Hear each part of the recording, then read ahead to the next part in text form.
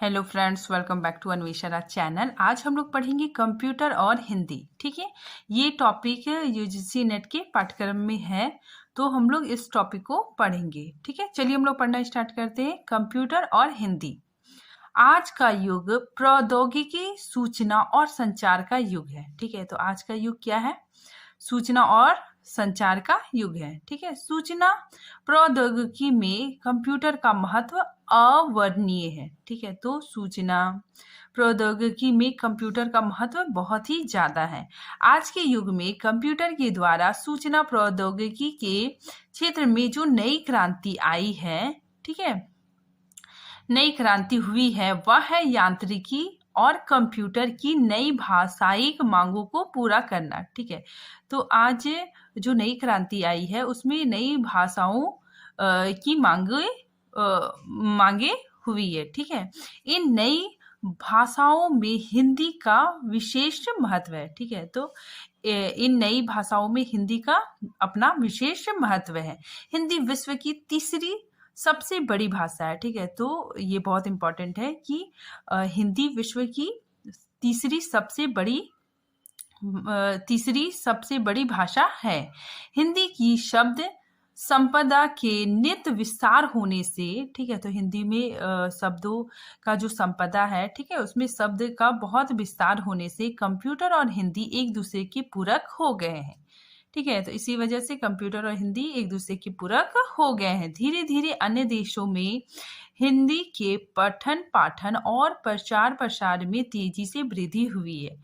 ठीक है, तो धीरे धीरे हिंदी के पठन पाठन प्रचार प्रसार में वृद्धि हुई है। ठीक है, देखिए, दूर संचार के माध्यम से हिंदी के प्रचार प्रसार में अपना महत्वपूर्ण योगदान दिया है। ठीक है, तो जो इंटरनेट है उसके वजह से हिंदी को काफी प्रचार प्रसार मिला है। ठीक है, देखिए, हिंदी भाषा का व्याकरण वैज्ञानिक है। जो हमारा जो हिंदी भाषा का जो व्याकरण है वो वैज्ञानिक है। ठीक है, इसीलिए देवनागरी लिपि कंप्यूटर के लिए अनुकूल है। ठीक है, तो इसीलिए हमारी जो देवनागरी लिपि क्या है, ये पूर्णतः वैज्ञानिक है। ठीक है, इसी वजह से ये कंप्यूटर के लिए अनुकूल है। ठीक है, अब हम लोग देखते हैं कंप्यूटर और हिंदी की भूमिका।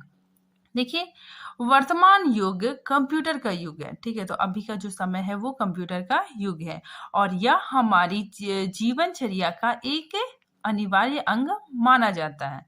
ठीक है, तो ये हमारे जीवनचर्या का एक बहुत ही महत्वपूर्ण अंग बनता जा रहा है। 1965 के आसपास हिंदी भाषा और देवनागरी लिपि को लेकर कंप्यूटर पर काम शुरू हुआ। ठीक है, तो देखिए, 1965 के आसपास, ठीक है, ये एग्जैक्ट मतलब डेट नहीं है। ठीक है, 1965 के आसपास हिंदी भाषा और देवनागरी लिपि को लेकर कंप्यूटर पे काम शुरू हो गया था।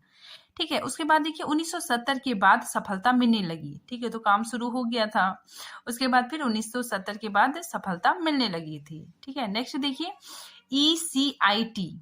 ठीक है, ये क्या है? हैदराबाद की एक कंपनी है। ठीक है, तो ECIT हैदराबाद की एक कंपनी ने 1977 में हिंदी में पॉन्ट्री नामक कंप्यूटर भाषा का एक प्रोग्राम चलाया। ठीक है, तो प्रॉन्ट्री नामक कंप्यूटर भाषा का एक प्रोग्राम चलाया, जिसके आधार पर यह कहा गया कि कंप्यूटर पर हिंदी सबसे पहले 1977 ईस्वी में दिखाई देने लगी थी। ठीक है, तो इसमें यही बताया जा रहा है कि कंप्यूटर में हिंदी 1977 में दिखाई देने लग गई। ठीक है, आगे देखिए, भारत सरकार के गृह मंत्रालय, ठीक है, तो गृह मंत्रालय की राज्य भाषा विभाग ने इस और भारतीय वैज्ञानिकों का ध्यान आकृष्ट किया। ठीक है, ये भी काफी इंपॉर्टेंट फैक्ट है। फिर आगे देखिए, इसके फलस्वरूप बिरला विज्ञान और टेक्नोलॉजी संस्था, ठीक है, ये एक संस्था का नाम है बिरला विज्ञान टेक्नोलॉजी। ठीक है, और ये कहाँ पे? पिलानी में। ठीक है, तो बिरला विज्ञान और टेक्नोलॉजी संस्था पिलानी और DCA दिल्ली के संयुक्त प्रयास में प्रथम बार, ठीक है, द्वितीय कंप्यूटर सिद्धांत का विकास 1980 में हुआ। ठीक है, तो इसमें क्या है कि द्विभाषा, ठीक है, द्विभाषा कंप्यूटर सिद्धांत, ठीक है, का विकास 1980 में हुआ। ठीक है, तो इसमें सिद्धार्थ जो कंप्यूटर का आविष्कार हुआ, तो इसमें क्या था कि द्विभाषा, इसमें द्विभाषा का प्रयोग हो सकता था। ठीक है, जैसे हिंदी और इंग्लिश। ठीक है, तो ये काफी इंपॉर्टेंट है। सिद्धार्थ नामक कंप्यूटर का विकास हुआ 1980 में। ठीक है, जो क्या था, द्विभाषी कंप्यूटर था। ठीक है, आगे देखिए, बिरला प्रौद्योगिक तथा विज्ञान संस्था पिलानी और डीसीएस प्रोडक्शन ने पहला द्विभाषी सॉफ्टवेयर, ठीक है, हम यहाँ पे जो ऊपर बताए वही है कि पहला द्विभाषी सॉफ्टवेयर सिद्धार्थ नाम से निर्मित किया। ठीक है, तो सिद्धार्थ नाम का एक कंप्यूटर बना जिसमें क्या था कि द्विभाषी सॉफ्टवेयर डाला गया। ठीक है, इसमें हिंदी और अंग्रेजी के अतिरिक्त, ठीक है, हिंदी अंग्रेजी के अतिरिक्त तमिल में भी कुंजी पटल था। ठीक है, देखिए, इंटरनेट पर हिंदी को भारत की वेब दुनिया नामक वेबसाइट से सर्वप्रथम स्थान दिया। ठीक है, तो इंटरनेट पर हिंदी को किस नाम से जाना जाता है, भारत की वेब दुनिया, ठीक है, नामक वेबसाइट ने सर्वप्रथम स्थान दिया। आगे देखिए, एप्पल ने 1997 में भारत भाषा किट प्रस्तुत करके हिंदी में काज करना संभव किया। ठीक है, तो देखिए 1977 में भारतीय भाषा किट प्रस्तुत किया गया जिसमें हिंदी का प्रयोग किया जाने लग गया। ठीक है, आगे देखिए 1998 में दुनिया में सबसे बड़ी कंपनी, ठीक है, IBM ने डॉस 6 का हिंदी संस्करण तैयार किया। ठीक है, तो देखिए दुनिया का सबसे बड़ा कंपनी IBM, ठीक है, डॉस ने क्या किया, हिंदी संस्करण तैयार किया। ठीक है, तो ये भी काफी इंपॉर्टेंट बात है। आगे देखिए, गृह मंत्रालय के राज्य भाषा विभाग ने अपने वेबसाइट पर राज्य भाषा हिंदी के काम करने को आसान बनाने के उद्देश्य से हिंदी में कई सॉफ्टवेयर उपकरण उपलब्ध करवाए। ठीक है, तो गृह मंत्रालय ने क्या किया, राज्य भाषा विभाग में, ठीक है, राज्य भाषा विभाग में अपनी वेबसाइट पर राज्य भाषा हिंदी में काम करने के लिए, ठीक है, ताकि सारा काम हिंदी में हो, राजभाषा का जितना सारा काम हिंदी में हो। ठीक है, उस उद्देश्य के लिए सॉफ्टवेयर उपकरण उपलब्ध कराएं। ठीक है, हिंदी सॉफ्टवेयर उपलब्ध कराएं ताकि सॉफ्टवेयर डाल के हिंदी का प्रयोग ज्यादा से ज्यादा हो सके। राजभाषा विभाग गृह मंत्रालय के अंतर्गत आता है। ठीक है, देखिए राजभाषा विभाग गृह मंत्रालय के अंतर्गत आता है। ठीक है, आगे देखिए, CM हैदराबाद से लिपि नाम का त्रैभाषिक, ठीक है, जिसमें 3 भाषाएं आती, त्रैभाषिक कंप्यूटर मार्केट में आया।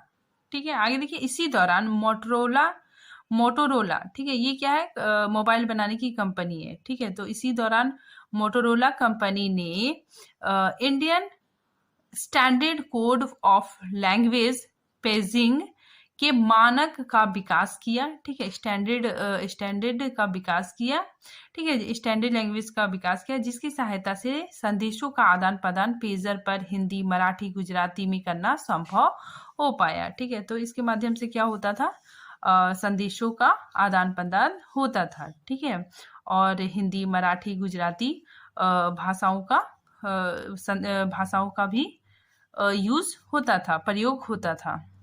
आगे देखिए, आधार कार्ड में भी व्यक्ति की सूचनाएं, ठीक है, हमारा जो आधार कार्ड होता है उसमें क्या होता है कि मतलब सूचनाएं होती है, व्यक्ति की सूचनाएं होती है। तो यहाँ पे बताया जा रहा है कि आधार कार्ड में भी व्यक्ति की सूचनाएं हिंदी माध्यम में भी उपलब्ध होती है और इंग्लिश में होती है। ठीक है, मतलब एक साइड इंग्लिश लिखा होता है और उसके बैक साइड क्या होता है, हिंदी का प्रयोग होता है। ठीक है, हिंदी में लिखा रहता है। आगे देखिए, तो इसमें यही बताया जा रहा है कि हिंदी का विस्तार किस तरह हुआ। ठीक है, आगे देखिए, मुद्रण और प्रकाशन के क्षेत्र में भी क्रांति सी आ गई। ठीक है, तो इंटरनेट के आने से हिंदी का काफी विस्तार हुआ। नेक्स्ट देखिए, आज इंटरनेट पर हिंदी साहित्य से संबंधित लगभग 70 ई पत्रिकाएं देवनागरी लिपि में उपलब्ध है। ठीक है, तो ई पत्रिका क्या होता है कि कोई भी ऐसा बुक जिसे हम लोग इंटरनेट में पढ़े। ठीक है, जैसे मतलब बुक में नहीं, कॉपी किताब में, पेज में नहीं, मतलब इंटरनेट पे पढ़े। ठीक है, तो वो क्या होती है, ई पत्रिकाएं। ठीक है, तो आज इंटरनेट में हिंदी साहित्य, जो हम लोग हिंदी साहित्य पढ़ते हैं, तो हिंदी साहित्य से संबंधित लगभग 70 ई पत्रिकाएं देवनागरी लिपि में उपलब्ध हैं। ठीक है, नेक्स्ट देखिए, आज हिंदी में 15 से अधिक सर्च इंजन है जो किसी भी वेबसाइट पर चंद मिनटों में हिंदी अनुवाद करके पाठकों की समझ प्रस्तुत कर देती है। ठीक है, तो यहाँ बताया जा रहा है कि आज हिंदी की 15 से अधिक सर्च इंजन है जिसके माध्यम से हम लोग कोई भी लैंग्वेज को मतलब उसको ट्रांसलेट कर सकते हैं। ठीक है, जैसे देखिए गूगल ट्रांसलेट है। ठीक है, तो उससे हम लोग कोई भी इंग्लिश टाइपिंग करेंगे तो वो हिंदी अनुवाद हो जाएगा।